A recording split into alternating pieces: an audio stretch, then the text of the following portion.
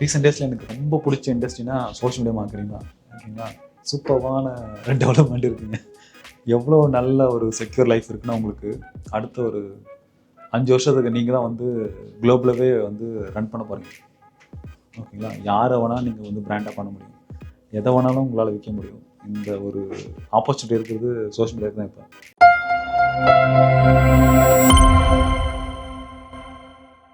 இப்போ ஏன்னா எல்லாமே டெம்பரவரி, லாங் டேர்ம் கிடையாது எதுவுமே.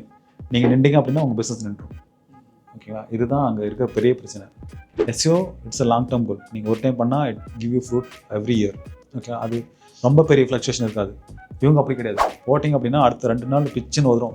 ஓகே, இப்போ எப்படி நாங்கள் வீடியோ போட்டால் நீங்கள் 10 பேர் இங்கே உட்காந்துட்டீங்க, அதே மாதிரி தான். அதுக்கப்புறம் அது இட் இஸ் டிஸப்பியர்ட். அவ்வளோ வியூஸே வராது இனிமேல். அதோட பீக் ஹவர்ஸ் 1 வீக் தான். சோஷியல் மீடியாவில் நீங்கள் போகிற எல்லா கண்டென்ட்டுக்கும் அதிகபட்சம் 1 வீக்கு இல்லை 2 வீக்ஸ். ஏதாச்சும் ஒரு மேஜிக் நடந்தால் தான் வந்து ஒரு மாதத்துக்கு முன்னாடி போட்ட கண்டென்ட் எல்லாமே சஜஷன்ஸ் வரும். அப்படிலாம் நடக்கிறது இல்லை. ஏன்னா இப்போ வந்து நிறைய கண்டென்ட் வந்து ப்ரொடியூஸ் பண்ணிகிட்டே இருக்காங்க. அதனால் கண்டென்ட் இல்லைன்னு சொல்கிறதுக்கு வாய்ப்பே இல்லை. லைக் சோஷியல் மீடியா பிளாட்ஃபார்ம்ஸ் அவங்களுக்கு வந்து கண்டென்ட் நிறைய கொடுத்துட்டே இருக்காங்க, அப்லோட் பண்ணி பிளாஸ்ட் பண்ணிகிட்டே இருக்காங்க. ஸோ அதனால் அவங்க பிளாட்ஃபார்ம் யூஸர்ஸை வந்து எங்கேஜ் வச்சுக்கிறதுக்கு போதுமான கண்டென்ட் இப்போ சோஷியல் மீடியா கிட்ட இருக்குது. எல்லா பிளாட்ஃபார்மும் ஹோல்ட் பண்ணி வச்சுருக்காங்க. சோஷியல் மீடியா மார்க்கெட்டிங் என்ன நினைக்கிறீங்க?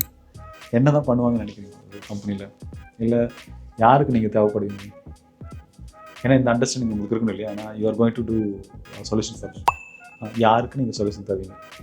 பிஸ்னஸ்ன்றது it's not the right answer. ஒரு ஸ்டார்ட் அப்பில் யாருன்னு சொல்லுங்க, இவங்களுக்கு நான் சூட்டபுளாக இருப்பேன்ப்பா, என்ன ஹயர் பண்ணாங்கன்னா நான் இவங்களுக்கு பிஸ்னஸை கொடுப்பேன் அப்படின்னா.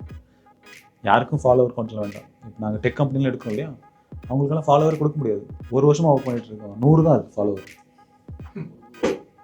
எதுக்கு ஒரு சாஃப்ட்வேர் டெவலப்மெண்ட் கம்பெனி நீங்கள் ஃபாலோ பண்ணிட்டு போகிறீங்க? ஓகேங்களா, ஜாப் தரவனா எனக்கு வேண்டாம். ஜாப் தரவனை வச்சு நான் எப்படி பிஸ்னஸ் பண்ணுறது? அது தான் வேஸ்ட் ஃபெலோஸ்.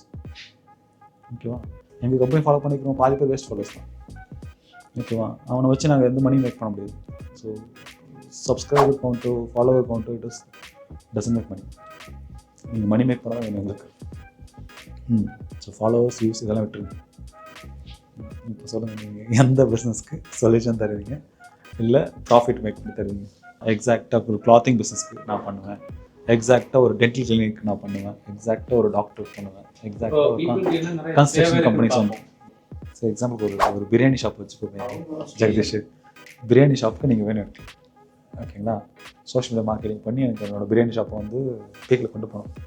அப்போ இதுதான்ப்பா ட்ரெண்டிங் பிரியாணி கடை பெங்களூர்லன்ற அளவுக்கு நீங்கள் ஒரு ஸ்ட்ராட்டஜி போடணும். என்னால் உங்கள் பிரியாணி ஷாப்பை பெங்களூரில் ட்ரெண்டிங் பண்ணுற அளவுக்கு உனக்கு ஸ்கில் வந்துச்சு அப்படின்னா you are qualified for this role. ஓகேங்களா, you have to make a trend. அது ஏடா கூடமா நீங்கள் எப்படி வேணால் யோசிக்கலாம்.